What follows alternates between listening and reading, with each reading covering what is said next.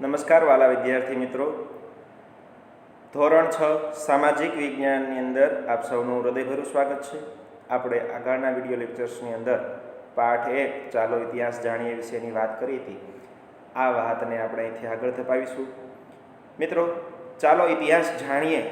આપણે ઇતિહાસ શા માટે જાણવો, તો એની પણ આપણે આગળના ધોરણની અંદર વાત કરી હતી કે માનવ જીવનને છે જાણવા સમજવા માટે આપણે ઇતિહાસ જાણવો જરૂરી છે.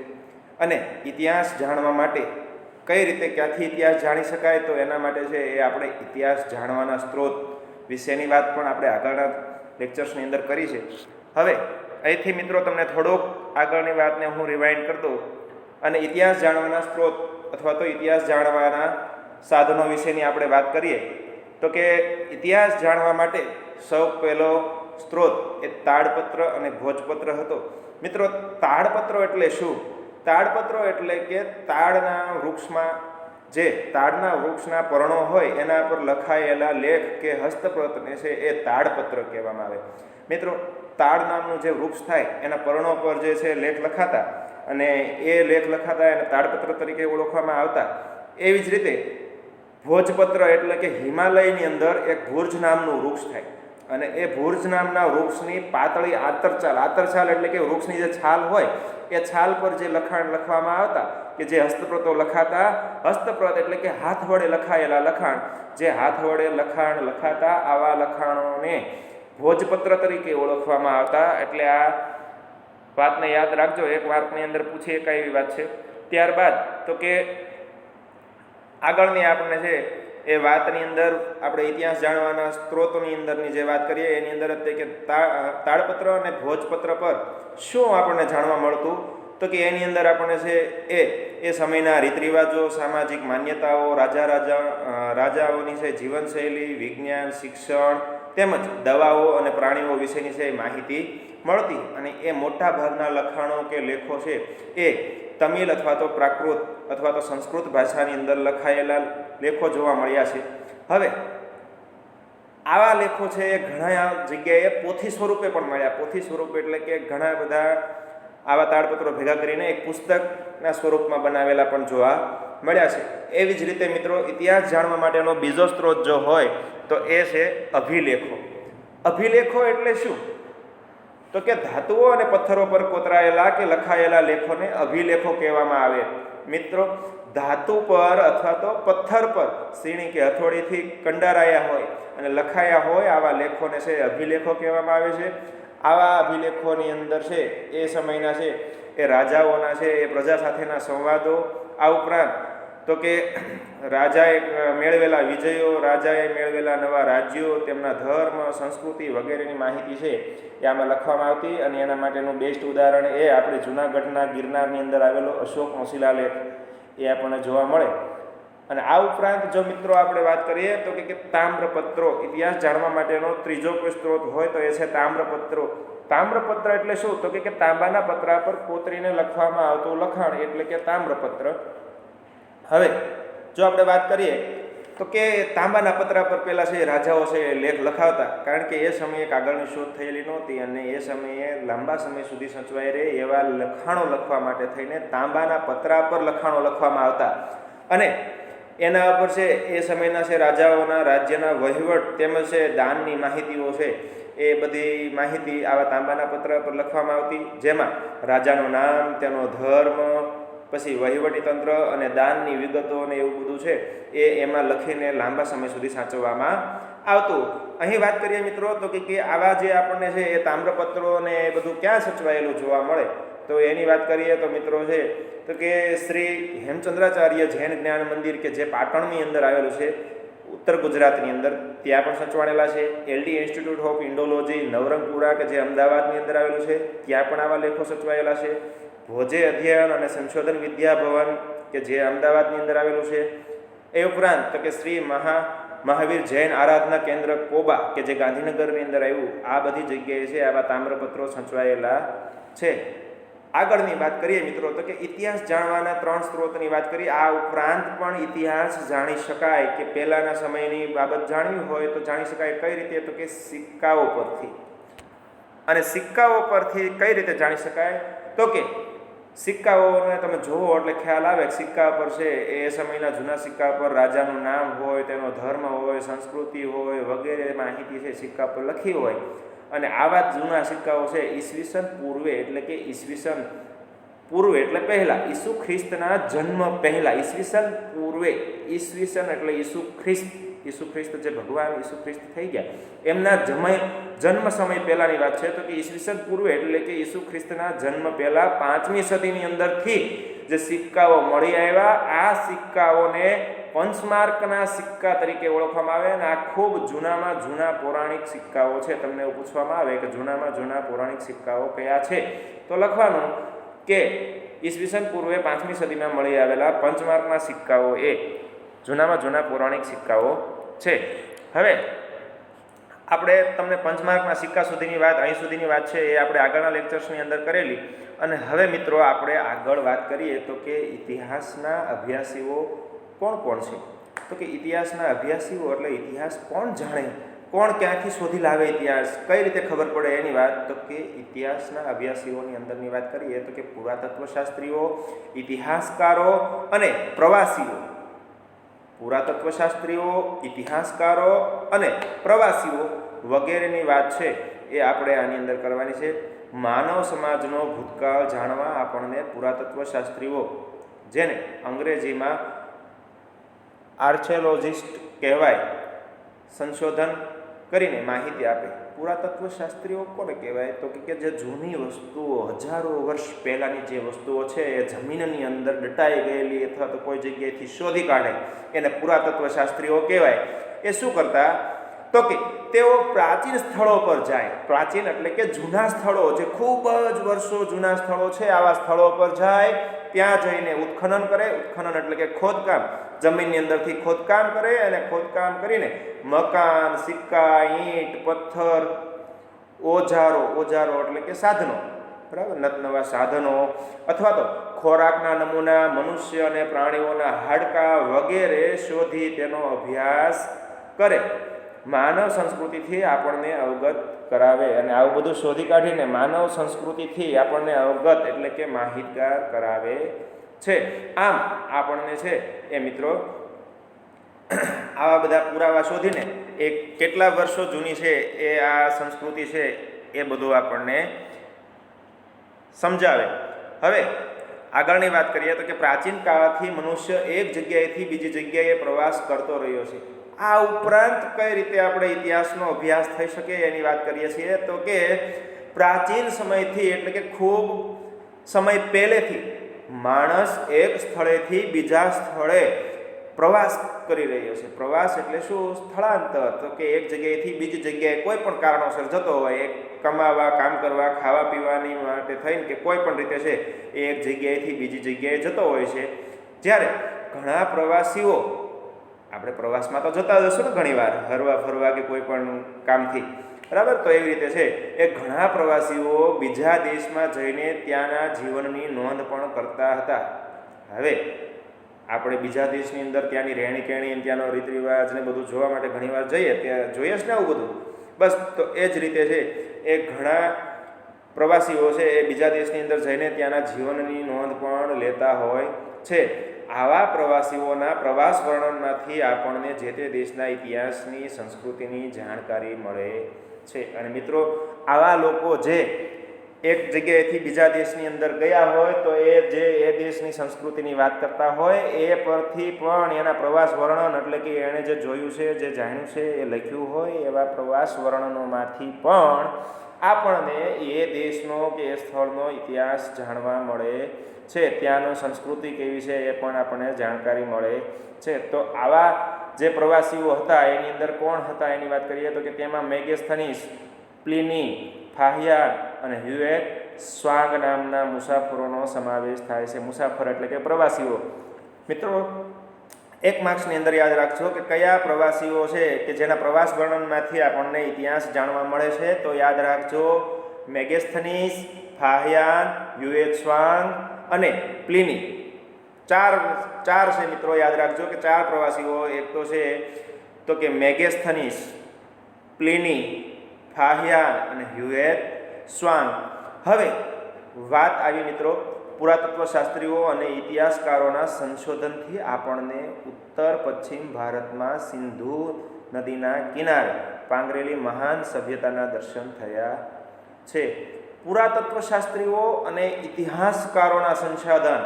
પુરાતત્વશાસ્ત્રીઓ એટલે કે જે ખોદકામ કરે, ખૂબ શોધો કરે અને એના પરથી છે નવો ઇતિહાસ શોધી લાવે, આવા જે પુરાતત્વશાસ્ત્રીઓ છે એ, અને ઇતિહાસકારોના વર્ણનો પરથી આપણને ઉત્તર ભારતનો જે ઉત્તરનો ભાગ છે એ અને ભારતનો જે પશ્ચિમનો ભાગ છે એ, ત્યાંથી આપણને છે એ ઘણી બધી માહિતી મળી છે.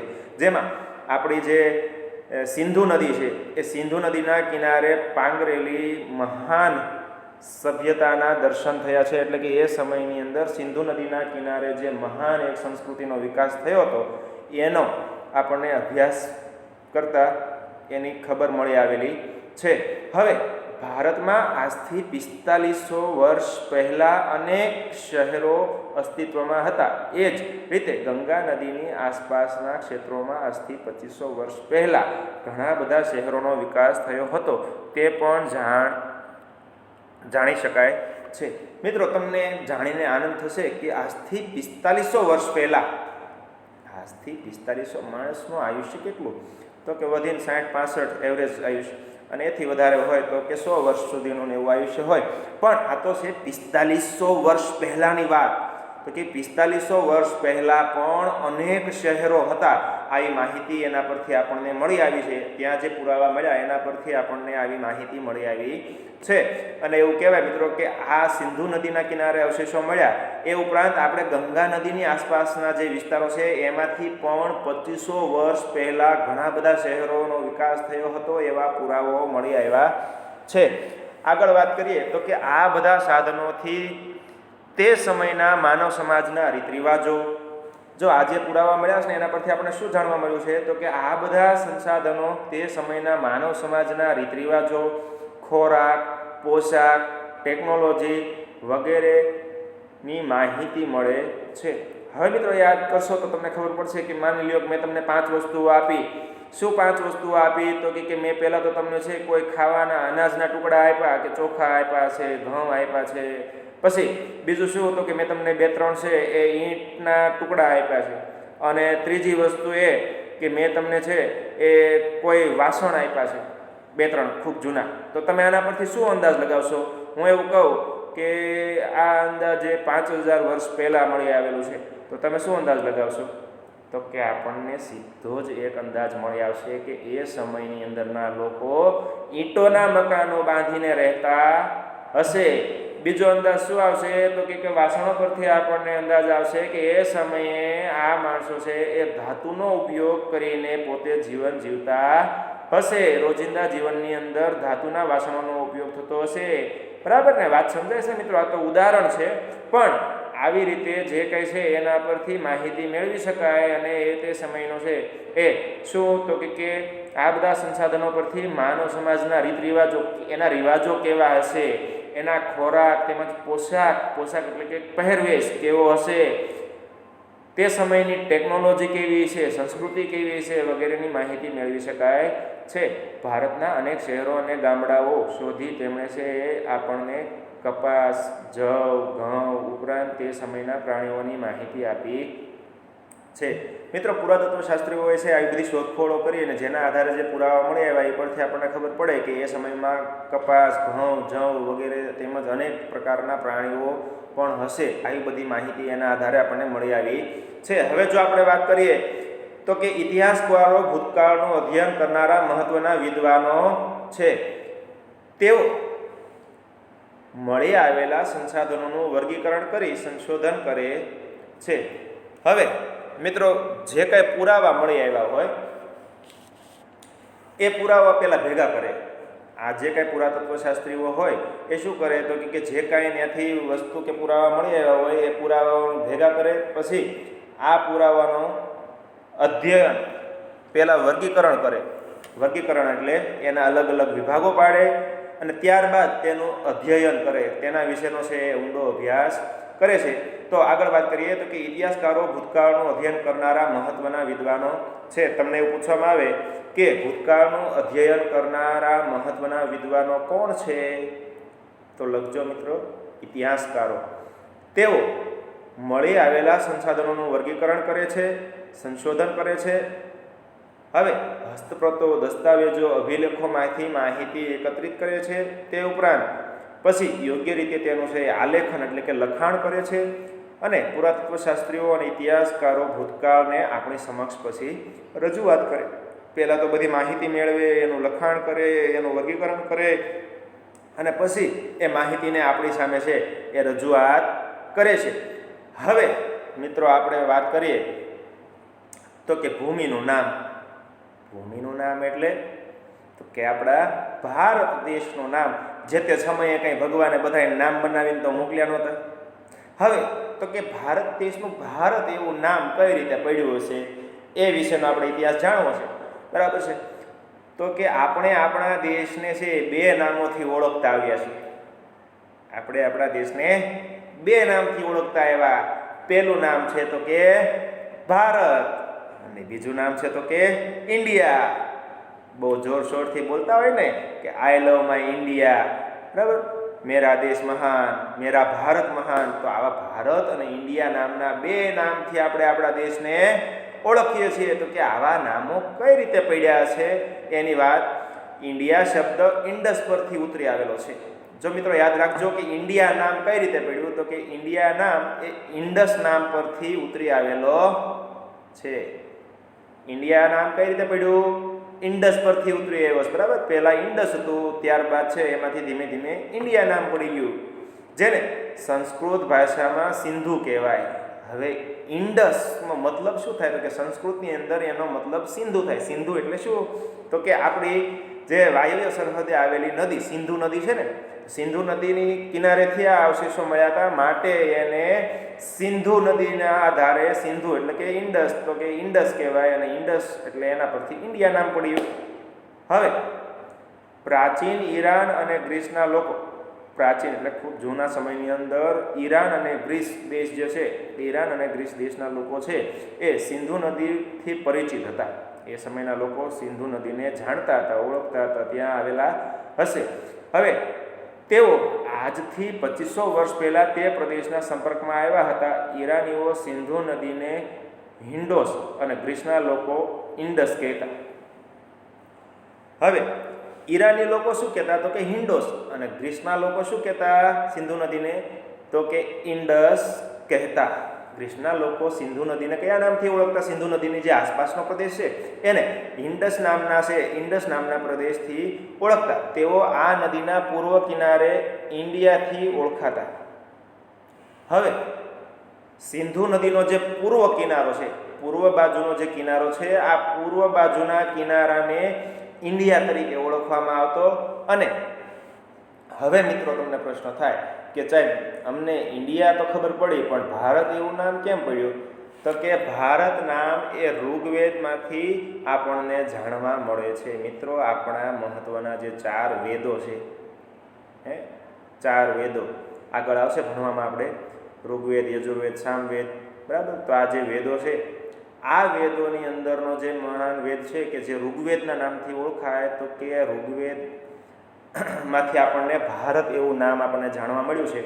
ભારત એટલે શું? તો કે ભરત નામનો માનવ સમૂહ ઉત્તર પશ્ચિમ ભારતમાં આવીને વસેલો એક લોકોનો સમૂહ કે જે ભરત નામનો સમૂહ હતો. એ સમૂહનું નામ શું હતું? ભરત.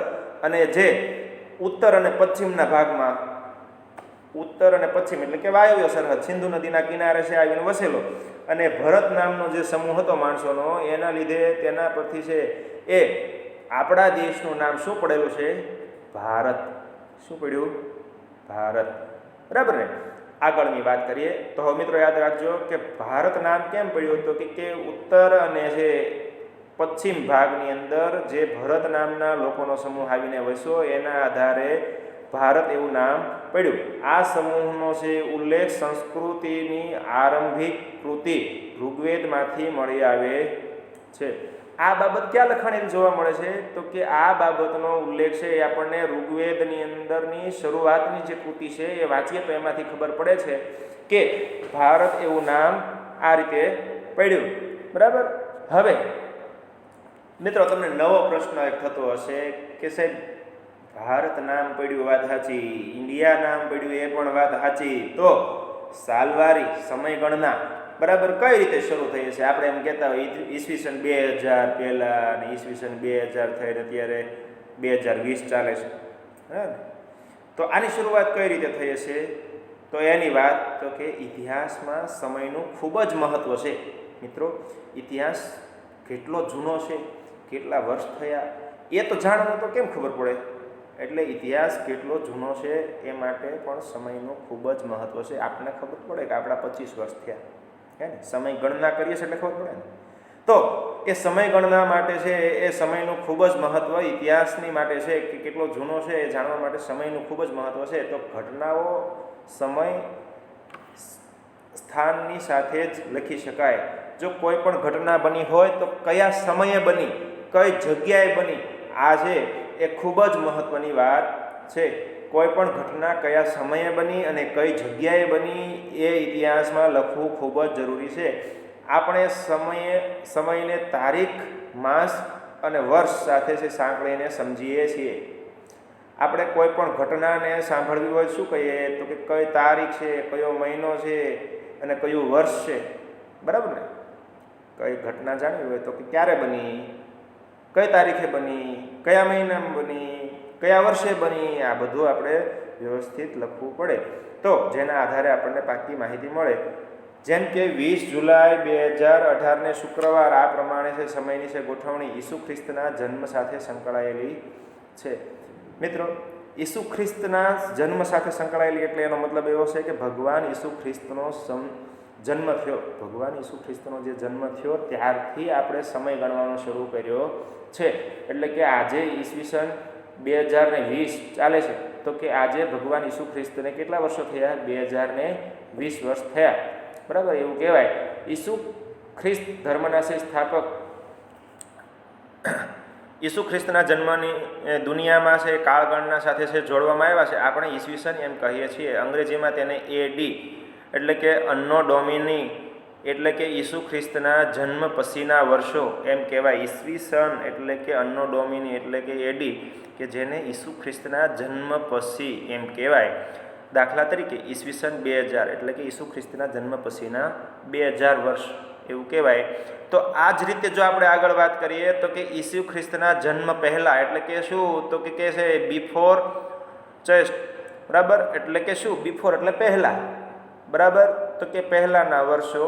હવે ઈસવીસન પૂર્વે એવું લખેલું હોય, ઈસવીસન પૂર્વે 2000, તો શું? તો કે ઈસવીસન પૂર્વે, પૂર્વે એટલે કે પહેલાં, ઈસુ ખ્રિસ્તના જન્મ પહેલાંના 2 વર્ષ, 2000 વર્ષ એવું ઈસવીસન પૂર્વે લખ્યું હોય તો ઈસુ ખ્રિસ્તના જન્મ પહેલાંના 2 વર્ષ. જ્યારે ઈસવીસન લખ્યું હોય તો ઈસુ ખ્રિસ્તના જન્મ પછીના 2000 વર્ષ એવું કહેવાય. હવે મિત્રો આપણે